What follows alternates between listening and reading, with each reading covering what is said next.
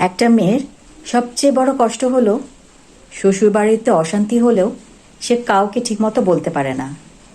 সবাই চায় সে চুপ থাকুক, সব সহ্য করুক, যেন তার কষ্টের কোনো মূল্যই নেই। আর তখনই তাকে বলা হয়, এসব তোমার বাবা মাকে জানিও না।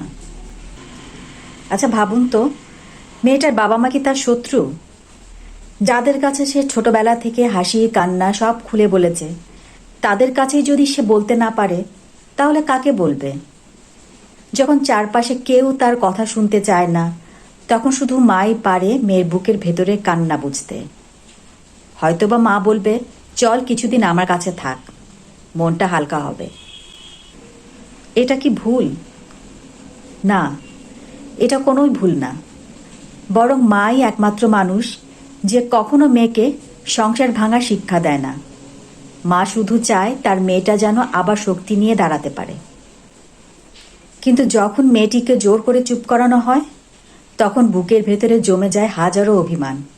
সেই চাপা কান্নাই একদিন তাকে এমন সিদ্ধান্ত নিতে বাধ্য করে যা কারোর জন্যই ভালো হয় না। তাই মেয়ের বাবাকে দোষারোপ করবেন না।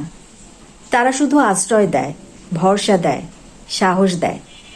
কারণ একটা মেয়ে যত বড়ই হোক, মা বাবার কাছে গিয়ে সে সবসময় ছোট্ট শিশুই থেকে যায়। মেয়ের কান্না মুছে দেওয়ার ক্ষমতা শুধু মায়ের হাতেই থাকে। সে হাতকে দোষারোপ নয়, সম্মান দিন।